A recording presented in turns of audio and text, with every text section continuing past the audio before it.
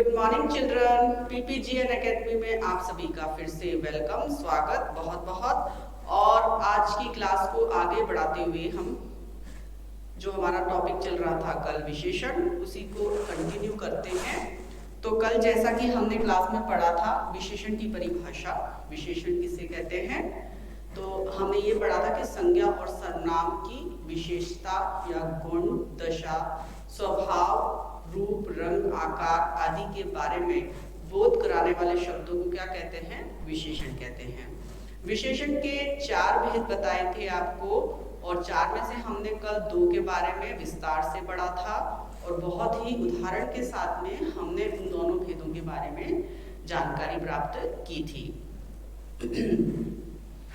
आज हम विशेषण के जो 2 भेद बच गए हैं उसके बारे में पढ़ेंगे। तो तीसरा भेद है विशेषण का संख्यावाचक विशेषण। तीसरा भेद कौन सा है? संख्यावाचक विशेषण।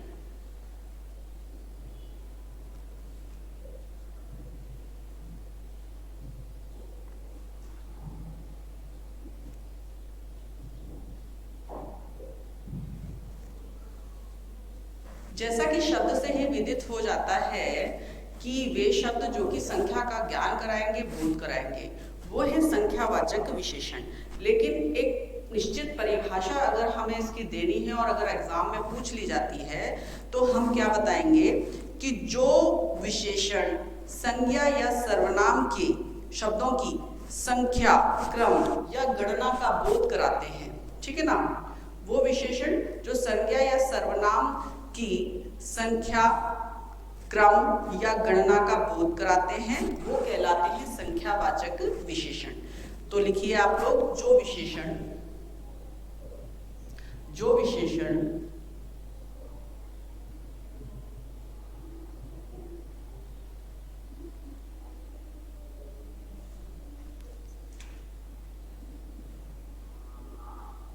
संज्ञा या सर्वनाम शब्दों की संख्या,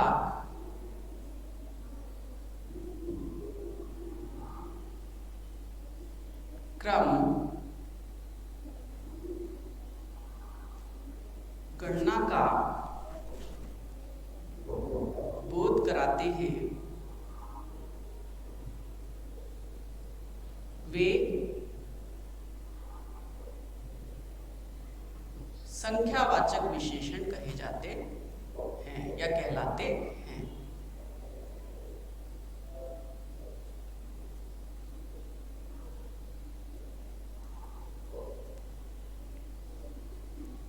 संख्यावाचक विशेषण कहलाते हैं। जो विशेषण संज्ञा या सर्वनाम शब्दों की संख्या, क्रम, गणना का बोध कराते हैं वे संख्यावाचक विशेषण कहलाते हैं। अब इसके उदाहरण देख लीजिए आप लोग। जैसे इस कक्षा में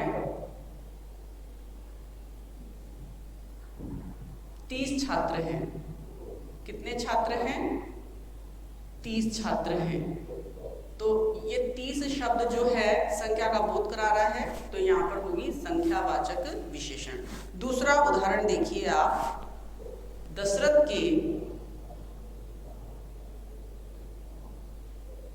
4 पुत्रों का विवाह। दशरथ के 4 पुत्रों का विवाह हो गया। तो 4 यानी 4, ठीक है ना, तो संख्या का बोध करा रहा है ये शब्द, तो यहाँ पर कौन सी विशेषण हो गई? संख्यावाचक विशेषण। इसी तरीके से देखिए, बस दुर्घटना में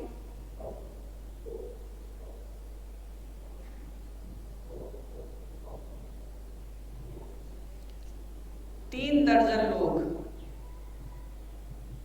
घायल हो गए।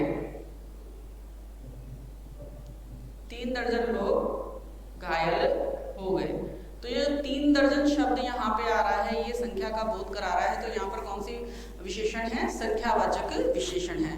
उसके बाद में देखिए जिस तरीके से परिमाणवाचक संख्या परिमाणवाचक विशेषण को दो उसमें बांटा था, उसी तरीके से जो संख्यावाचक विशेषण है उसे भी दो में बांटा गया है। पहली है निश्चित संख्यावाचक विशेषण। तो पहले हम करेंगे निश्चित संख्यावाचक विशेषण। निश्चित संख्यावाचक विशेषण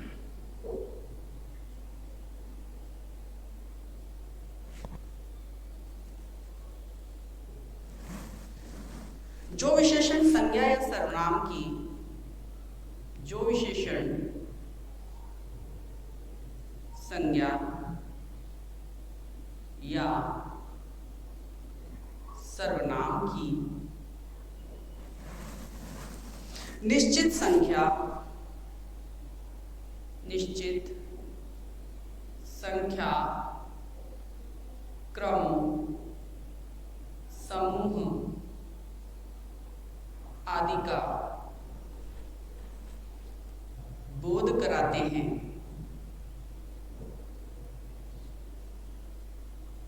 वे निश्चित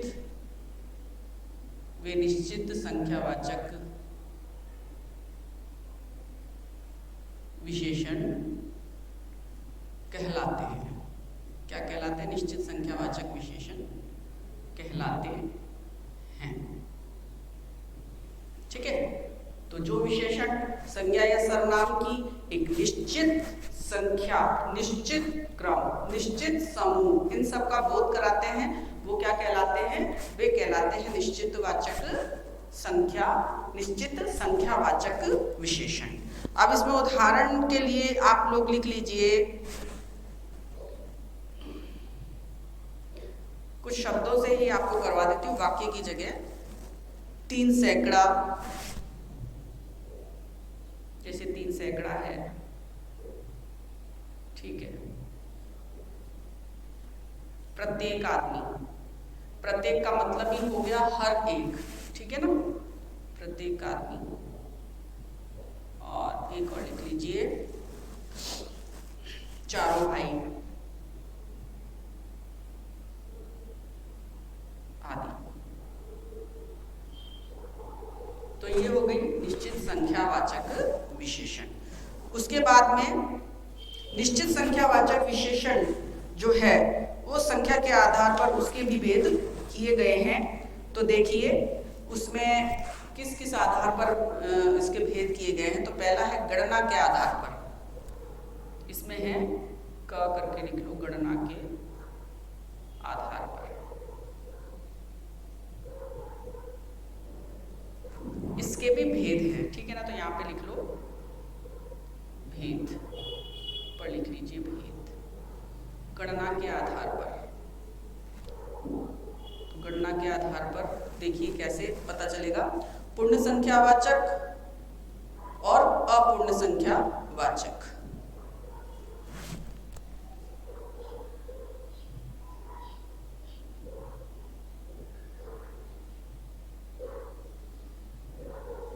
और दूसरा है अपूर्ण संख्यावाचक।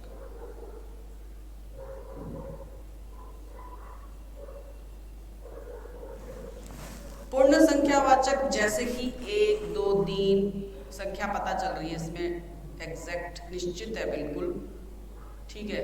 क्रम से वो 100, 200, 300, 1000, 10,000 मतलब वो सब इसके अंदर है। अपूर्ण संख्यावाचक है तो अपूर्ण में हो जाएगा आधा, चौपाई, तिहाई,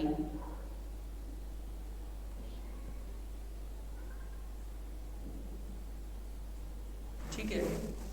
इसी तरीके से 1.25, 1.5 आदि।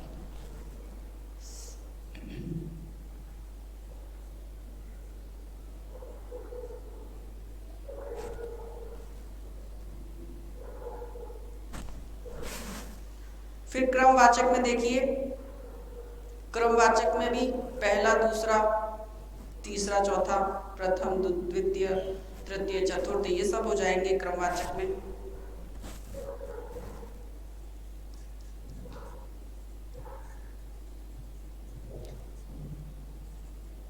प्रथम,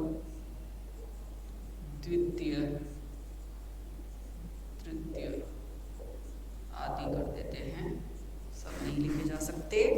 उसके बाद में देखिए आवृत्तिवाचक में किस तरीके से, आवृत्ति वाचक में देखिए दुगना तिगुना,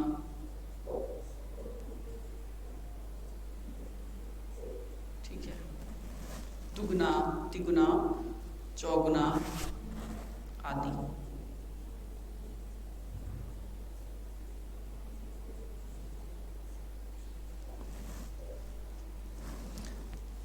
आवृत्तिवाचक के बाद में है समुच्चयवाचक, जिसको कि समूहवाचक भी, समुदायवाचक भी कहा जाता है। ठीक है, इसके आगे चाहो तो 1 2 3 4 एंड 5 है ना। समुदायवाचक समुच्चयवाचक करो, समुच्चयवाचक, या ऐसे स्लैश करके मैं इधर लिख देती हूँ, तो आप लोग, मैं नीचे लिख रही हूँ, आप लोग उसके साथ ही लिखिएगा, समुच्चयवाचक या समुदायवाचक। ठीक है, समुदायवाचक। इसमें हो जाएगा दोनों तीनों।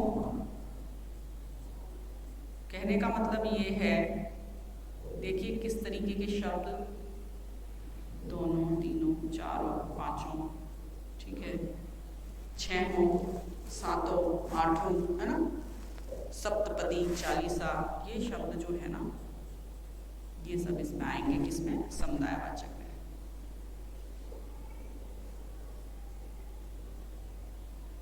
आदि कर दो यहाँ पे, आदि कर दो, आदि, ठीक है। तो ये तो हो गए हमारे जो भेद के भी भेद। देखिए पहले संख्यावाचक विशेषण पढ़ी हमने, फिर संख्यावाचक विशेषण को भी उसके भी भेद हुए हैं। उसमें एक भेद की बात की है हमने, निश्चित संख्यावाचक विशेषण। ठीक है, निश्चित संख्यावाचक को भी फिर बांटा गया है, देखिए गणना के आधार पर। ठीक है, गणना के आधार पर 5 में बांट दिया गया है। तो पहली पूर्ण संख्यावाचक यानी कि बिल्कुल निश्चित संख्या, अपूर्ण संख्यावाचक यानी कि जो आधी चौपाई तिहाई सवा डेढ़, ये सब। क्रमवाचक में प्रथम, जो क्रम से पहला दूसरा तीसरा प्रथम द्वितीय तृतीय। ठीक है, आवृत्तिवाचक में दुगुना तिगुना चौगुना 5 गुना 6 गुना। समुच्चय या समुच्चयवाचक या समुदायवाचक में दोनों तीनों सातों आठों सप्तपदी चालीसा। ठीक है, तो इस तरीके के ये हमारी पूरी हुई संख्यावाचक विशेषण का एक भेद। ठीक है ना, कौन सा, निश्चित संख्यावाचक विशेषण। अब देखिए इसका दूसरा करते हैं हम।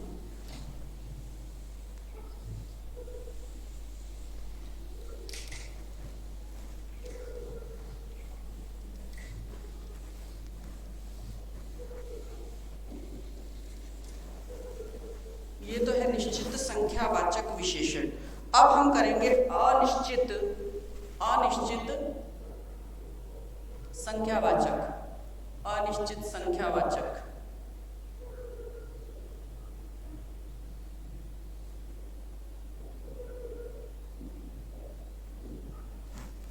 विशेषण।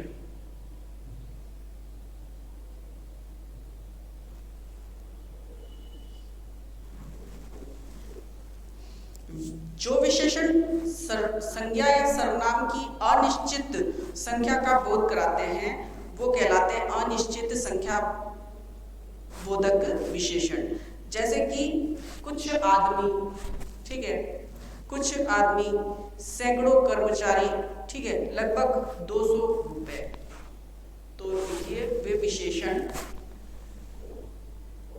जो विशेषण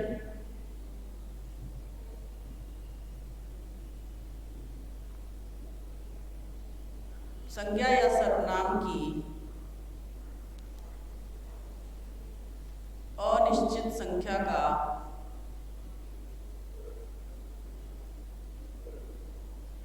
बोध कराते हैं,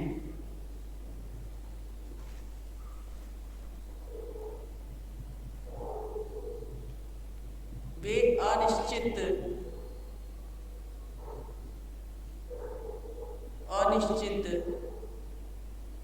संख्यावाचक विशेषण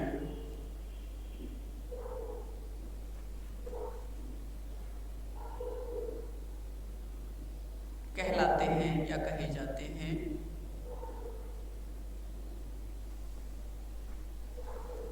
जैसे दुगना, ठीक है, अनिश्चित का ही है तो दुगना हो गया, लगभग 200 रुपए।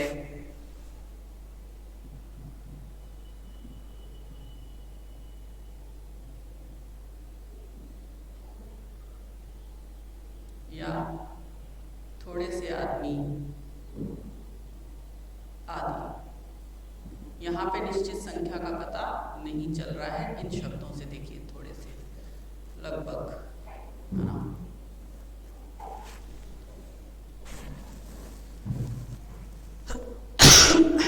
सॉरी, ये दुगना में तो हमको पता चल रहा है कि दुगनी है कोई भी चीज, ठीक है ना, ये नहीं आएगा।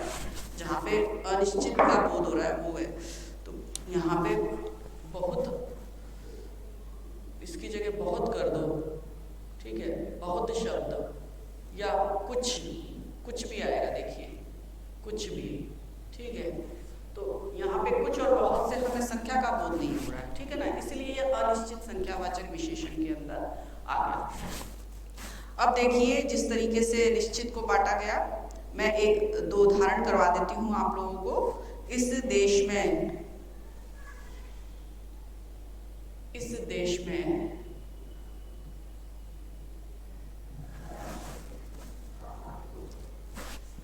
बहुत लोग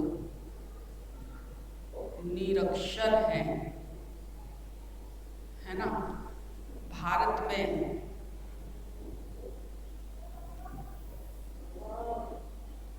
कितने लोग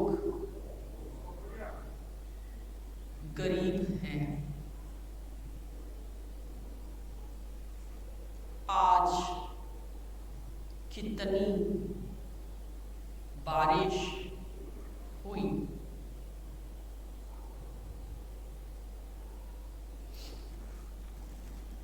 हम इतने भावुक क्यों हो जाते हैं? अब देखिए ये जो वाक्य हैं, इन सभी वाक्यों को ध्यान से देखिए आप लोग, और इनमें से चुनिए वो शब्द जो कि अनिश्चित संख्यावाचक विशेषण के हैं, ठीक है ना। वह शब्द निकालिए जो कि बता रहे हैं अनिश्चित संख्यावाचक विशेषण को। पहला है, देखिए उदाहरण, इस देश में बहुत लोग निरक्षर हैं। कितने हैं? संख्या नहीं दे रखी, गणना, क्रम, समूह, ठीक है।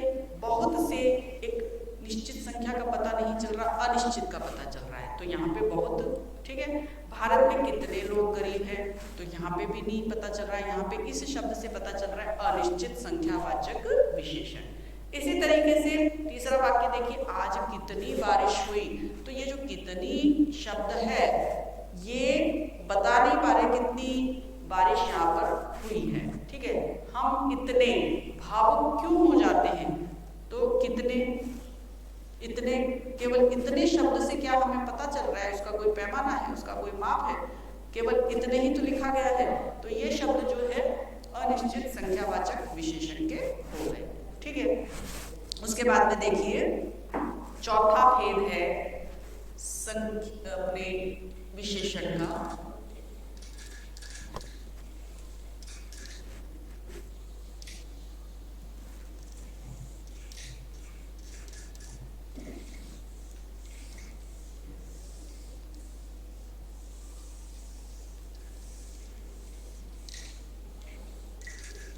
विशेषण का चौथा भेद है सार्वनामिक विशेषण। क्या नाम है? सार्वनामिक विशेषण।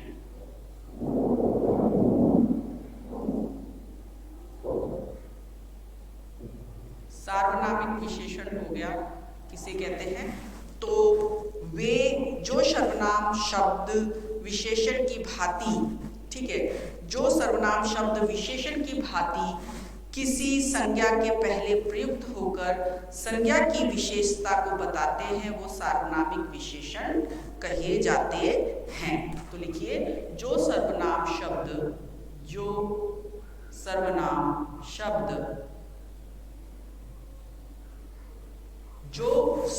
शब्द विशेषण की भांति, विशेषण की तरह, है ना, विशेषण की भांति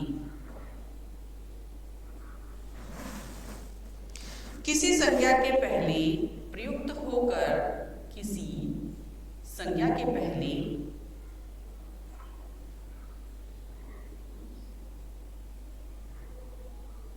प्रयुक्त होकर यानी लगकर, है ना, प्रयुक्त होकर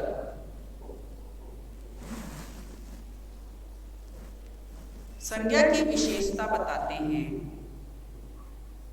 किसकी विशेषता बता रहे हैं? संज्ञा की विशेषता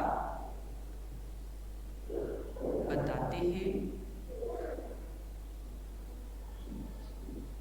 वे सार्वनामिक विशेषण कहे जाते हैं या कहलाते हैं। सार्वनामिक विशेषण कहलाते हैं।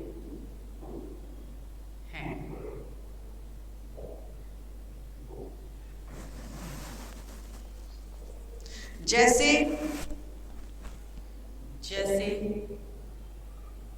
यह लड़का, वे किसान,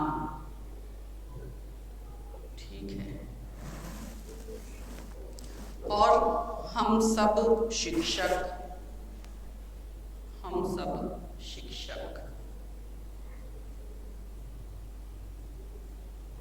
देखो यह, वे, हम सब, ठीक है, ये है सार्वनामिक विशेषण। अब इनको भी 4 भागों में बांट दिया गया। किसको? सार्वनामिक विशेषण को। निश्चयवाचक सार्वनामिक विशेषण, अनिश्चयवाचक सार्वनामिक विशेषण, प्रश्नवाचक सार्वनामिक विशेषण और संबंधवाचक सार्वनामिक विशेषण। निश्चित, अनिश्चित मतलब निश्चयवाचक और अनिश्चयवाचक तो आप समझ गए होंगे, प्रश्नवाचक भी समझ गए होंगे, संबंधवाचक में वही के संबंध को दर्शाने वाले हैं। तो इनको भी छोटे स्तर पे ही हम कर लेते हैं। तो हमारा ये टॉपिक जो है तकरीबन हो चुका है। तो देखिए 4 भेद हैं इसके। पहला हो गया निश्चयवाचक सार्वनामिक विशेषण। निश्चयवाचक सार्वनामिक विशेषण,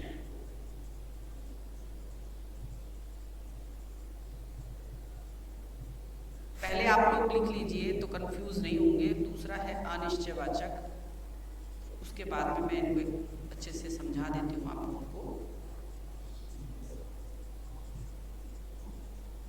निश्चयवाचक सार्वनामिक विशेषण, अनिश्चयवाचक सार्वनामिक विशेषण, तीसरा प्रश्नवाचक सार्वनामिक विशेषण और चौथा हो जाएगा संबंधवाचक सार्वनामिक विशेषण। चौथा लिख लीजिए, संबंधवाचक सार्वनामिक विशेषण, ठीक है। अब सबसे पहले निश्चयवाचक सार्वनामिक विशेषण को ले लेते हैं हम। पहला है निश्चयवाचक सार्वनामिक विशेषण।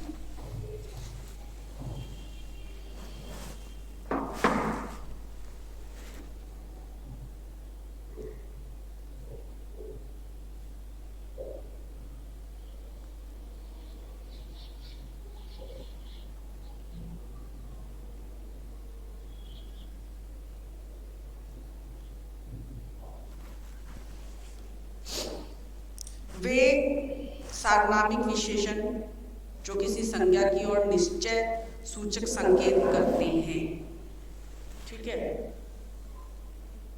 वे सार्वनामिक विशेषण जो संज्ञा की ओर, जो किसी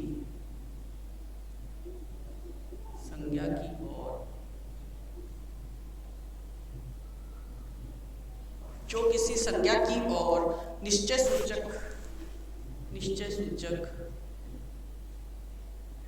संकेत करते हैं,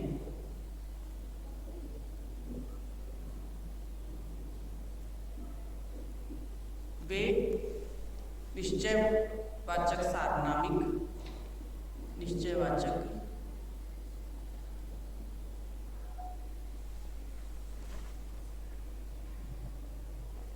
सार्वनामिक विशेषण कहलाते हैं।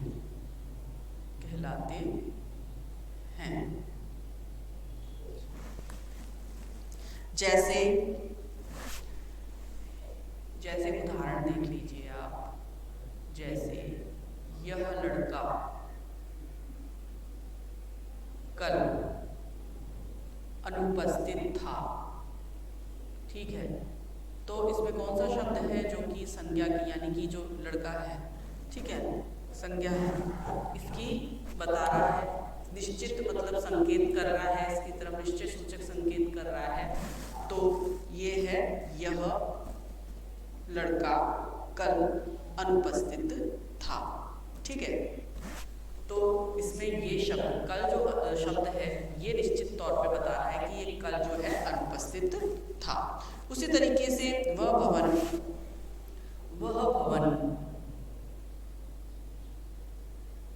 श्री श्याम सिंह का है। किसका है? श्याम सिंह का। निश्चित तौर पे ये पता चल रहा है कि ये भवन जो है श्री श्याम सिंह का है। तो इसमें कौन सा शब्द है जो सार्वनामिक विशेषण की तरफ इशारा कर रहा है? वह भवन। ठीक है, उसके बाद में देखिए अनिश्चयवाचक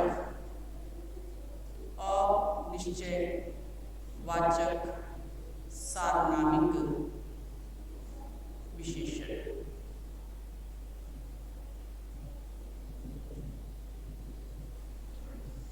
इसी के विपरीत हो जाएगी बात। वे सार्वनामिक विशेषण जो किसी संज्ञा की और अनिश्चित, ठीक है, अनिश्चय सूचक संकेत करते हैं। उसमें निश्चित था, इसमें अनिश्चय हो जाएगा। तो वे सार्वनामिक विशेषण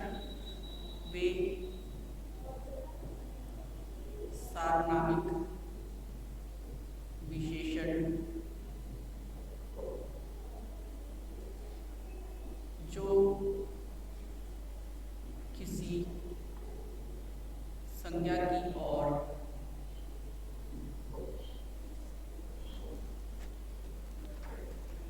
अनिश्चय सूचक संकेत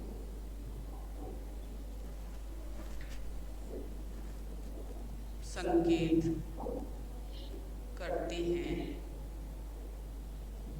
वे अनिश्चय वाचक सार्वनामिक विशेषण कहलाते हैं।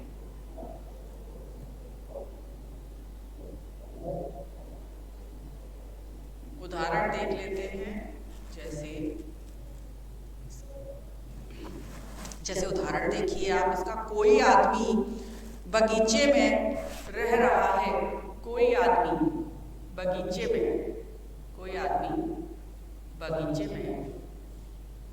रह रहा है। तो इसमें कौन सा शब्द हो जाएगा? इसमें हो जाएगा कोई। ठीक है, जो बता निश्चित संख्या का नहीं बता रहा है। कुछ लोग बाहर प्रतीक्षा कर रहे हैं। कुछ लोग बाहर प्रतीक्षा कर रहे हैं। कुछ लोग बाहर प्रतीक्षा कर रहे हैं। तो कुछ शब्द आ गए इसके अंदर। ठीक है, उसके बाद में देखिए दो और भेद हैं, एक प्रश्नवाचक, एक संबंधवाचक। उसको भी कर लेते हैं हम।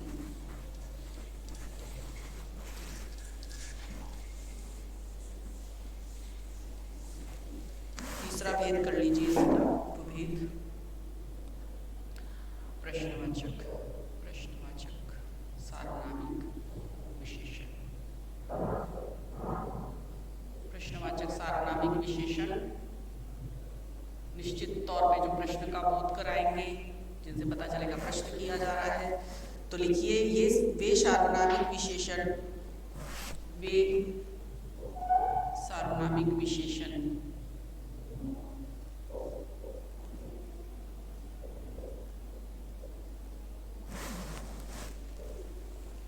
जो कि संज्ञा की ओर, जो संज्ञा की ओर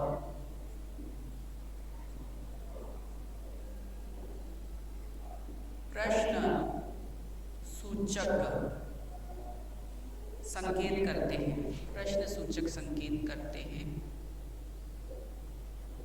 प्रश्नवाचक सार्वनामिक विशेषण कहलाते हैं। क्या कहलाते हैं? प्रश्नवाचक सार्वनामिक विशेषण कहलाते हैं, विशेषण कहलाते हैं। जैसे उदाहरण लिख लीजिए, जैसे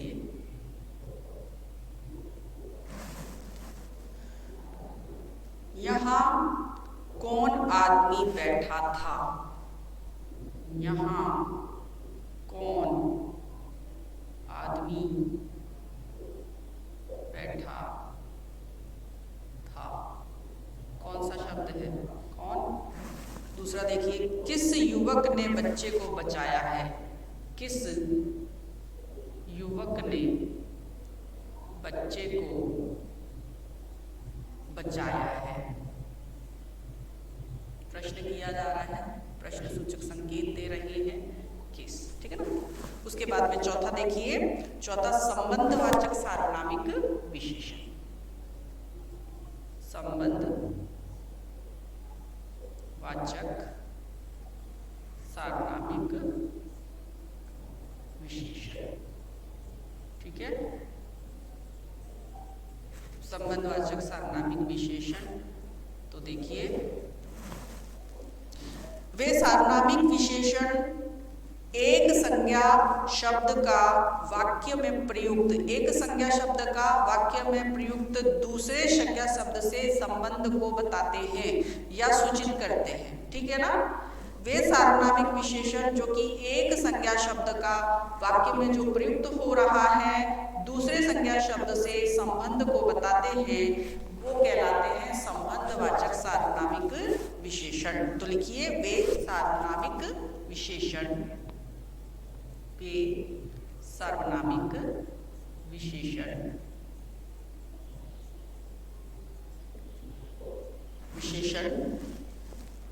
एक संज्ञा का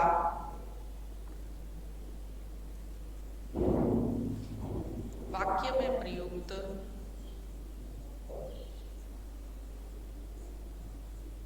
दूसरे संज्ञा शब्द से, दूसरे संज्ञा शब्द से संबंध सूचित करते हैं या बताते हैं, ठीक है ना। संबंध सूचित करते हैं, बताते हैं, बोध कराते हैं, करते हैं, वे संबंधवाचक सार्वनामिक विशेषण कहलाते हैं,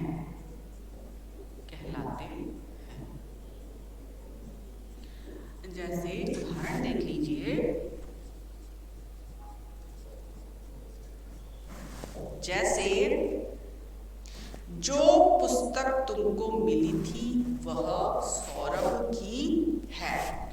जो पुस्तक तुमको मिली थी, ठीक है, जो पुस्तक तुमको मिली थी वह सौरभ की है। तो कौन सा शब्द हो गया इसके अंदर? जो पुस्तक तुमको मिली थी वो किसकी है? सौरभ की है। तो यहाँ पर ये शब्द जो है, जो, ये है संबंधवाचक सार्वनामिक विशेषण। दूसरा देखिए, जिस लड़के ने फूल तोड़े हैं, जिस लड़के ने फूल तोड़े हैं,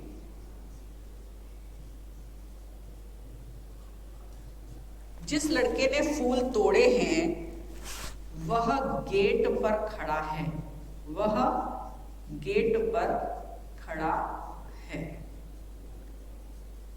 ठीक है, तो कौन सा शब्द है भाई? संबंध दर्शा रहा है एक संज्ञा का दूसरे संज्ञा से। ठीक है, जिस लड़के ने फूल तोड़े हैं वह गेट पर खड़ा है, तो यहाँ पर कौन सा शब्द हो गया? जिस। ठीक है, तो ये तो देखिए ये हमारे चारों भेद हो गए, निश्चयवाचक सार्वनामिक विशेषण, अनिश्चयवाचक सार्वनामिक विशेषण, प्रश्नवाचक सार्वनामिक विशेषण और संबंधवाचक सार्वनामिक विशेषण। अब सार्वनामिक विशेषण और सर्वनाम में अंतर बता देते हैं आपको, तो और ज्यादा ये आपका जो टॉपिक है क्लियर हो जाएगा। वैसे तो ये हमारे इस टॉपिक के चारों भेद हो चुके हैं, लेकिन इसके अलावा मैं आपको और भी एक दो चीजें और करवा देती हूँ, तो जिससे ये आपके लिए परीक्षा में और आसानी हो जाएगी। जैसे कि लिंग और वचन का विशेषण पर प्रभाव पड़ता है तो किस तरीके से शब्द बनते हैं, या वचन का विशेषण पर प्रभाव किस तरीके से पड़ता है। ठीक है, तो ये टॉपिक तो हमारा वैसे समाप्त हो गया है, लेकिन हम इसी का आगे कंटिन्यू करते हुए पहले कर लेते हैं सार्वनामिक विशेषण और सर्वनाम में अंतर।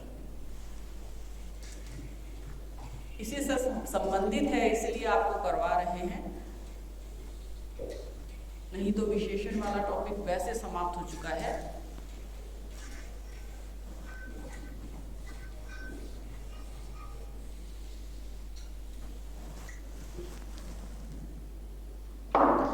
देखिए, जब सर्वनाम शब्द किसी संज्ञा शब्द के पहले विशेषण की तरह प्रयुक्त होता है, ठीक है, तो वो क्या होता है? सार्वनामिक विशेषण होता है। जब सर्वनाम शब्द अकेले या स्वतंत्र रूप से प्रयुक्त होता है संज्ञा के स्थान पर, तो वह सर्वनाम कहा जाता है। तो ये आपको अगर पता है तो आपको कोई परेशानी नहीं होगी। आप लिख लीजिए, जब सर्वनाम शब्द, इसमें हेडिंग डलवाऊं मैं पहले, सार्वनामिक विशेषण, सार्वनामिक विशेषण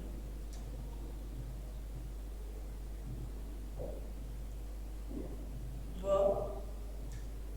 सर्वनाम में अंतर। ठीक है ना, क्योंकि इसमें आपको ऐसे सर्वनाम जैसा ही कुछ लग रहा होगा।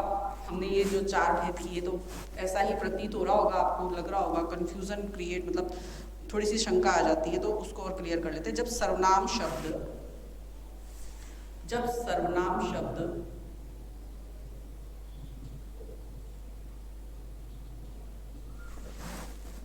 किसी संज्ञा शब्द के पहले, किसी संज्ञा शब्द के पहले विशेषण की तरह प्रयुक्त होता है, विशेषण की तरह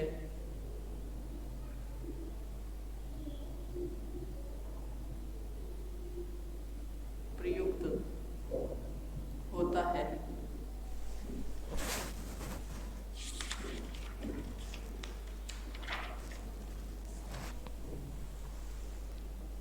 तो सार्वनामिक विशेषण होता है। क्या होता है? सार्वनामिक विशेषण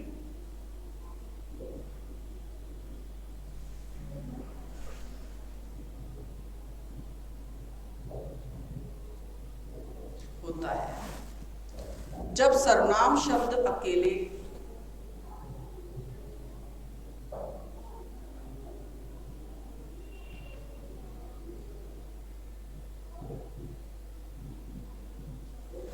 अकेले या स्वतंत्र रूप में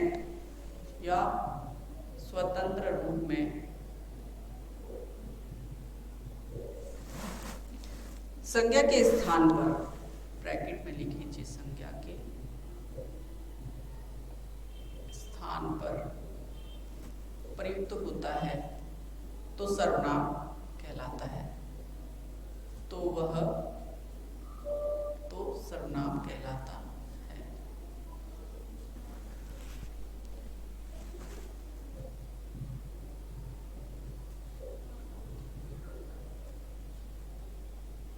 ठीक है, तो देखिए ये डिफरेंस है, ये अंतर है कि जब सर्वनाम शब्द किसी संज्ञा शब्द के पहले अगर विशेषण की तरह लगेगा तो कहलाएगा वो सार्वनामिक विशेषण। लेकिन वो अकेले ही लग रहा है, स्वतंत्र रूप से लग रहा है, ठीक है, संज्ञा के स्थान पर, तो वो कहलाएगा सर्वनाम। तो ये आपको बात ध्यान में रखनी है। ये बात ध्यान में रखेंगे तो आप सर्वनाम और सार्वनामिक विशेषण में कंफ्यूज नहीं होंगे। इसको मैं एक दो उदाहरण से आपको समझा देती हूँ, जैसे सर्वनाम के रूप में किस तरीके से है और विशेषण के रूप में किस तरीके से है। तो यहाँ पे लिख लीजिए सर्वनाम के रूप में, और यहाँ पर एक तरफ लिख लीजिए आप विशेषण के रूप में।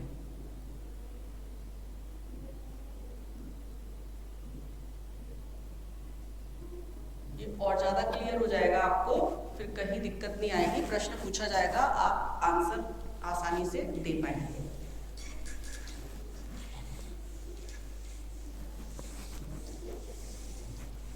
अब देखो एक वाक्य लेते हैं हम, वह कहाँ गया है।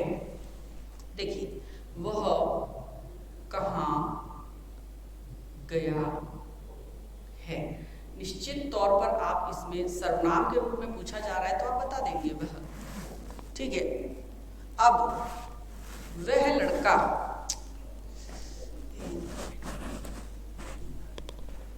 यहां पे पूछा जा रहा है वह लड़का कहाँ गया है, ठीक है। तो संज्ञा के पहले लगा है, देखिए संज्ञा के पहले लगा है यहाँ पे, इसलिए यहाँ पर हो गया सार्वनामिक विशेषण, ठीक है। इसमें बिल्कुल कंफ्यूज होने की जरूरत नहीं है। संज्ञा के पहले लगा है, लड़का के पहले क्या लग गया, सर्वनाम वह लग गया, तो यहाँ पे तो हो गया विशेषण के रूप में सार्वनामिक विशेषण, और यहाँ पर हो रहा है बिल्कुल स्वतंत्र रूप में प्रयोग में। देखिए वह कहाँ गया है, ठीक है ना, यहाँ पर हो रहा है स्वतंत्र रूप से, तो इसलिए यहाँ पर ये सर्वनाम है। दूसरा वाक्य देखिए, एक और वाक्य देखिए, वह बाहर से आई है, ठीक है, वह बाहर से आई है।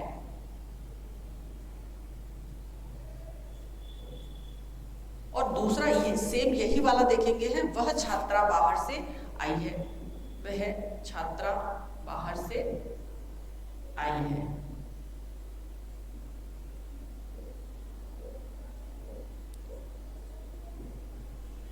ठीक है, अब यहाँ पे स्वतंत्र रूप से प्रयोग में हो रहा है, यहाँ पे संज्ञा के पहले नहीं है, लेकिन यहाँ पर क्या है, यहाँ पर है संज्ञा के पहले प्रयोग में, छात्रा के पहले वह है ना, तो यहाँ पे ये संज्ञा है, ठीक है। कौन सी संज्ञा, संज्ञा का भेद आप समझ गए होंगे, संज्ञा के पहले प्रयोग तो हो रहा है, तो ये क्या हो गया, सार्वनामिक विशेषण, ठीक है। तो आपको कंफ्यूज होने की जरूरत नहीं है, आप ये बात ध्यान में रखेंगे तो बिल्कुल आसानी से आंसर दे पाएंगे।